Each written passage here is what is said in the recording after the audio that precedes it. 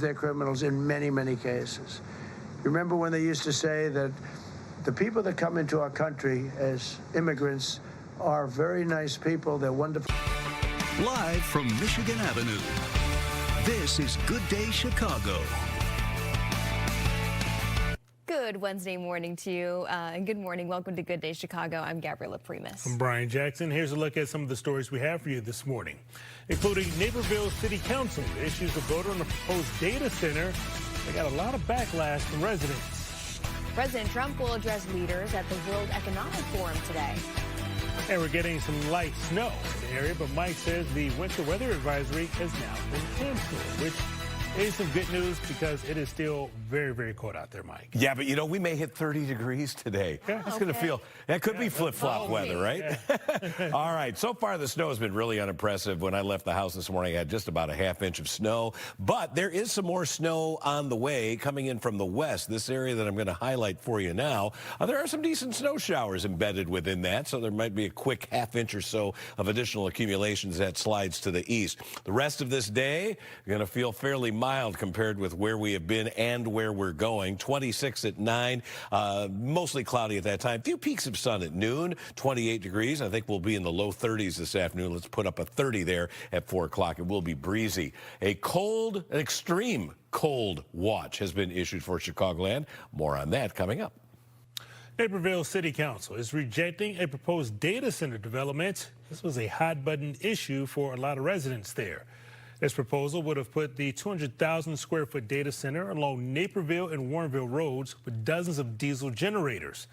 The developer, Caris Critical, says that it's worked on data center projects all over the country. One resident who has a background building data centers said that this project would have caused major environmental impacts to families and the community. So when they're this close, right, to a home, the diesel exhaust is certainly a problem. It's a known carcinogen. It absolutely causes problems for folks with asthma, and really it's very similar to smoking. The developer released a statement saying, quote, "We are disappointed by the outcome of the vote and by the City Council's decision not to allow additional time for further studies to address concerns regarding our operations." Police are searching for a suspect in a fatal shooting at a car wash. It happened in the Marshall Square neighborhood last night near the corner of Southwestern Avenue and West 23rd Street. Police say the suspect got out of an SUV and shot a 23-year-old man while he was in the parking lot. If you may have seen something, please call police. President Trump is heading to Switzerland for the World Economic Forum, but he did run into some delays along the way. Air Force One had to return to Joint Base Andrews shortly after takeoff last night due to a minor electrical issue. The White House says that decision was made out of an abundance of caution. President Trump is continuing his trip on a different plane. President Trump also marking his first full year of his second term with a rare appearance at the White House press briefing. He talked for more than an hour, listing his accomplishments and even commenting on several hot-button issues, including his push for U.S. control of Greenland. What happens to the tariff threat to Greenland if the Supreme Court comes out and rules against you on the tariffs? And Well, I'll have to use something else. I mean, are look, you going to use force? you know, take a look at the word license, take a look at other things. I mean, we have other alternatives. But what we're doing now is the best, the strongest, the fastest, the easiest, the least complicated. How far are you willing to go to acquire Greenland? You'll find out. President Trump is expected to speak in Switzerland later this morning. Eyes will be on Wall Street today after it saw its worst single-day drop since October. Yesterday, the S&P 500 and NASDAQ both dropped more than 2%, while the Dow dropped just short of 2%. Economists say the sharp drop is mainly due to President Trump's threat of 10% tariffs on several European countries. And starting today, the State Department is freezing immigrant visa processing for 75 countries, among them Russia, Afghanistan, Iran, and Brazil. The feds say they have the authority to put the indefinite pause in place under the public charge provision of immigration law. The State Department says the freeze will remain active as long as it takes to ensure new migrants aren't using social welfare services. Opening statements will be delivered today in the trial for Chicago man accused of putting a hit on Border Patrol Chief Gregory Bovino. Juan Espinoza Martinez is accused of offering a $10,000 for Bovino's death back in October. Prosecutors claim that he is a ranking member of the Latin Kings, but last week the judge ruled that that cannot be brought up during the trial. A photo from the Department of Homeland Security shows a Snapchat message allegedly sent by Martinez calling for that hit. The Department of Justice hands out 6 subpoenas to government officials in Minnesota. Among them is Governor Tim Walz and Minneapolis Mayor Jacob Frey. This is part of an investigation into whether they obstructed or impeded federal law enforcement during an immigration sweep operation in the Twin Cities. Our operations are lawful, they're targeted, and they're focused on individuals who pose a serious threat to this community. They are not random, and they are not political. Speaking at the White House yesterday, President Trump says he felt bad about the shooting that killed Renee Good, and he defended the federal agents and the work they're doing there. Mayor Brandon Johnson is backing away from plans to reclaim Chicago's parking meter system. In 2008, former Mayor Richard M. Daley arranged a multi-generational deal. In order to break that contract, the city of Chicago would have had to borrow billions of dollars to buy out the 57 years that remain with the Chicago Parking Meters, LLC. Mayor Johnson says that they did look into making a deal. Not look into it would have been deeply irresponsible. We had our teams run the numbers and look at every variation of a potential deal. However, the more we looked into it, the more problems emerged. In fact, many of the concerns expressed by members of the City Council and other stakeholders from prior administrations gave us the same pause. Mayor Johnson says the price was just too high. If they did borrow the money to do it, Johnson says 100% of parking revenue would go towards paying off that debt. City Council would have had to keep voting to raise parking rates in order to keep up. All right, time is now 4:36 this morning. Chicago White Sox continued their busy offseason, this time with a big trade. Now we're talking baseball rather than football.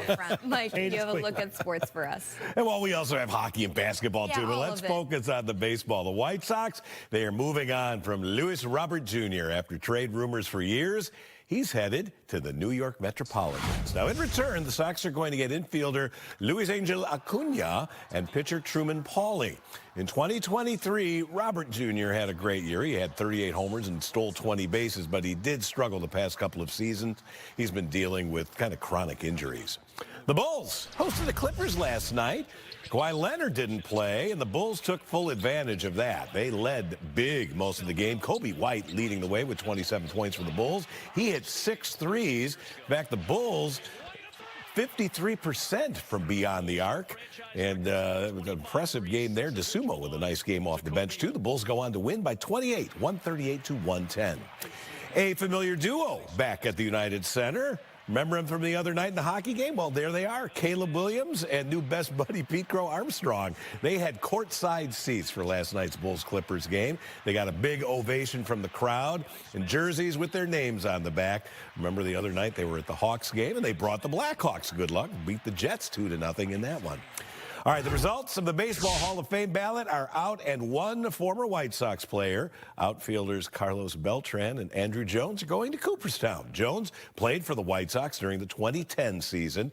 The induction ceremony will be July 26th. They will be joining former player Jeff Kent going into the Hall of Fame. Kent selected last month by the Contemporary Era Committee. Congratulations to all of them, including Andruw Jones. All right, we have temperatures that aren't as cold as they've been. That's the good news. We're not quite done with the snow. Those of you that follow me on Facebook watched me last night talk about my doubts that this was going to be as productive of a snow event as what was kind of being ballyhooed, and that's been the case.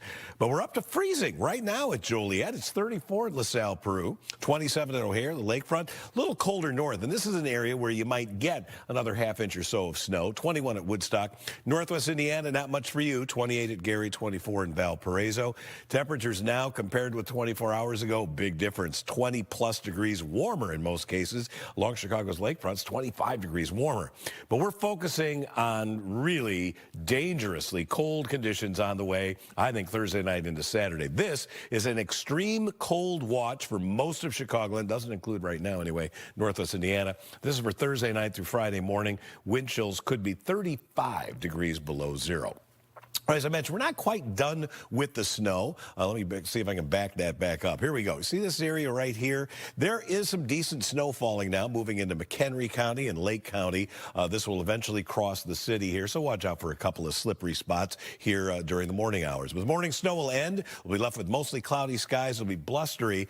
There's some spots that are already above 30 degrees, but I think officially at O'Hare will be close to 30 for that high. Then tonight, some gusty snow showers as a cold front comes through. We'll have a low temperature of 12. The 7-day forecast and how cold it will be heading into the weekend, and the possibility of a sticking snow here coming up. Okay, thanks, Mike. Coming up, why a judge says an arson case in Carpentersville may have been an act of jealousy. And the Supreme Court will begin hearing arguments today in a case involving President Trump's attempt to fire federal governor Lisa Cook. We'll have the details coming up.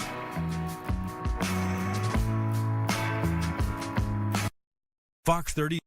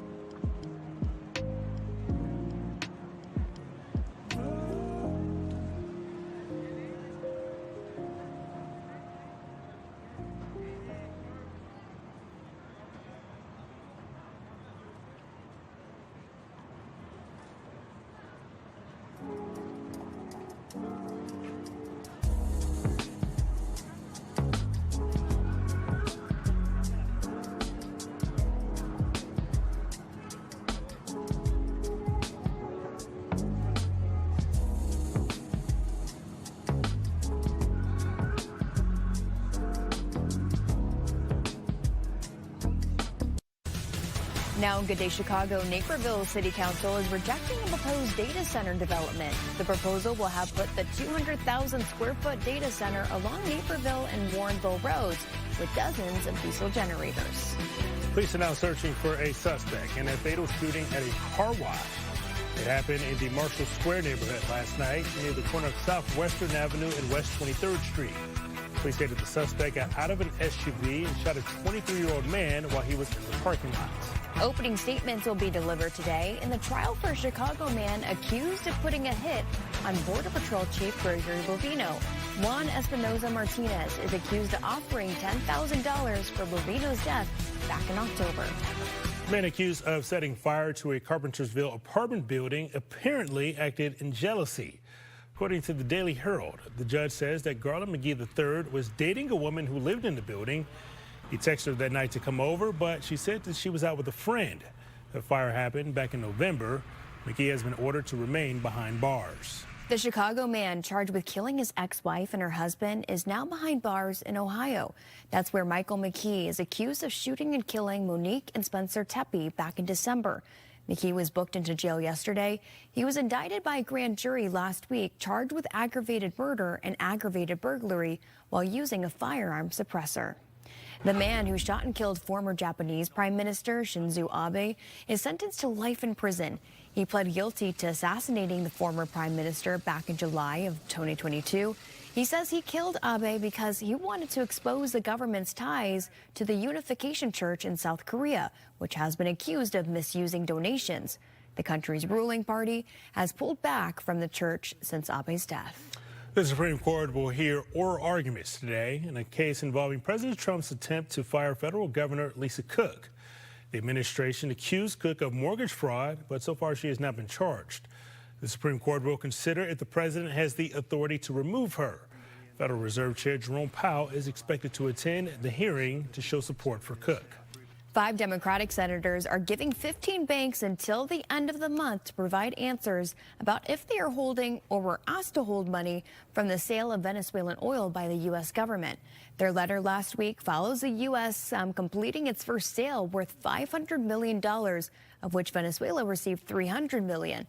President Trump says up to 50 million barrels will be handed over to the U.S. and sold on the global market. Well, a Trump appointee at the center of a growing legal battle is stepping down.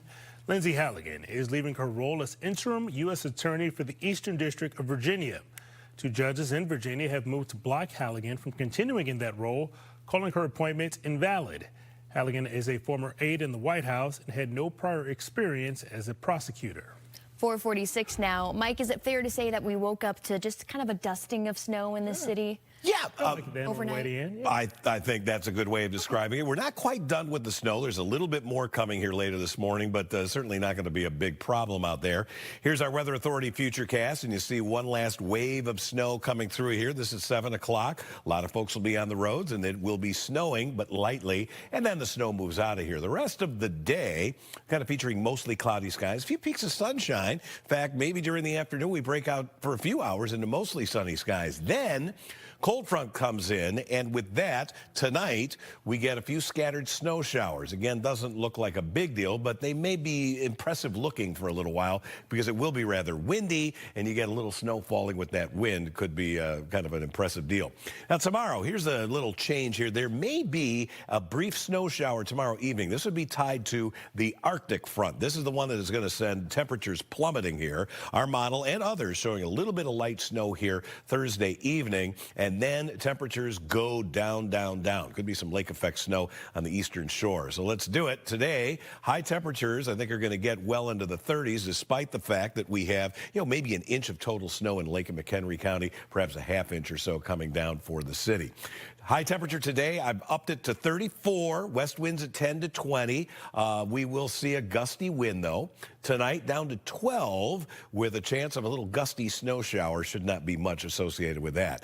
Now, here's the kind of the fly in the ointment. Apart from the extreme cold that's coming, look at Friday's high 0, we had to put in a pretty higher chance of snow that would stick here Saturday into Sunday. The European model, which you know is my favorite of all the models, that one is putting down fairly significant snow here, tied to a system that's going to be making national headlines to our south. We'll keep you posted on that one. All right, thank you, Mike. Coming up, the American Academy of Pediatrics is releasing new guidelines on screen time for kids. And the season may be over, but, Bears fans, they show up in big numbers, especially for the latest lookalike contest. We'll show you all that incredible video coming up.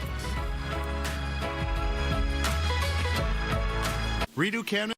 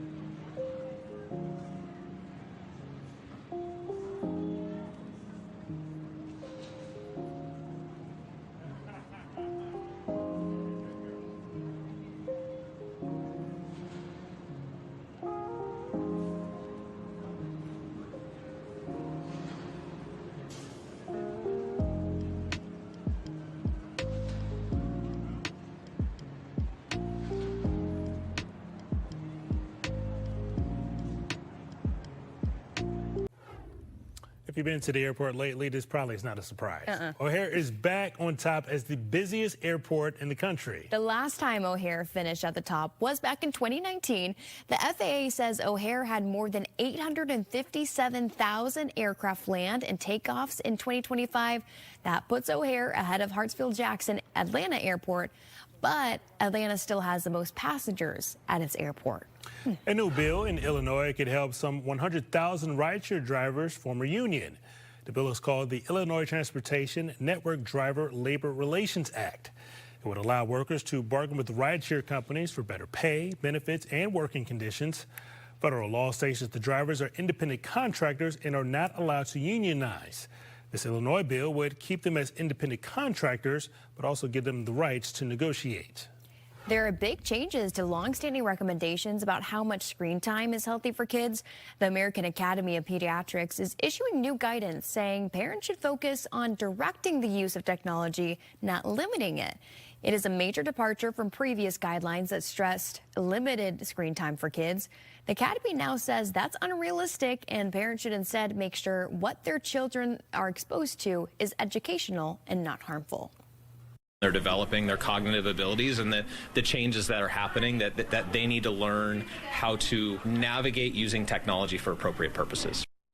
The Academy also says lawmakers should invest more in public resources like parks and libraries to give kids alternatives to screens.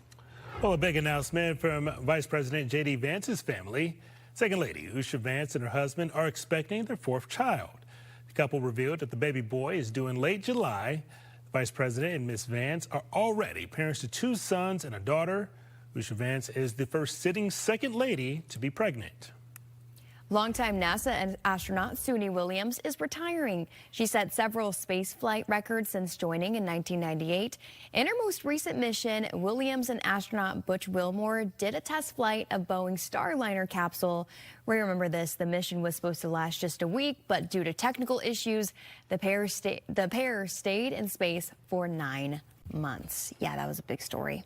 Chicago Bears fans turn out for Caleb Williams lookalike contest. Looking forward to this one. Fans may still be feeling a little down after Sunday's loss, but it was still a packed house at the Winner's Circle. The fans decked out in Bears gear, and some of them even painted their nails just like the star quarterback.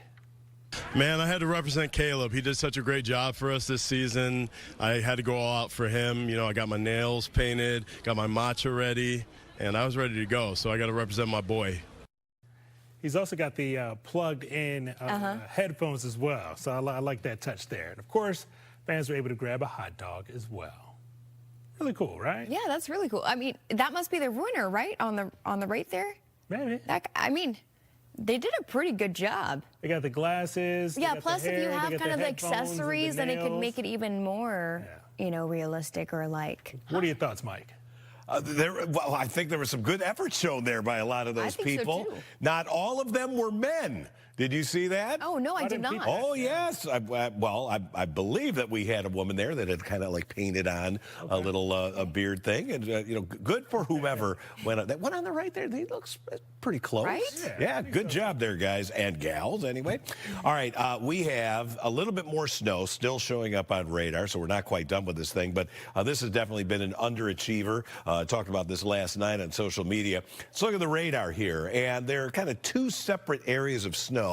One of which is through northwest Indiana into Kankakee County, and then a new area of snow, the heaviest of which kind of showing up here in McHenry County, where you see these darker shades of blue here, right around McHenry, Harvard. This is all moving off to the east and will eventually reach the Chicago area here later this morning. So I think even going into the 7 o'clock hour, we're going to be dealing with a little bit of you know, snow coming down. Not a big deal, but some snow.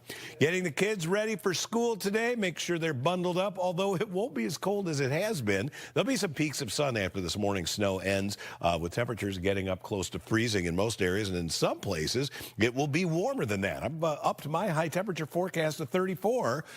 Morning snow is going to end. Mostly cloudy and blustery after that, with west winds at 10 to 20. Tonight, a couple of gusty snow showers as a cold front moves through here. Will hit 12 for the low.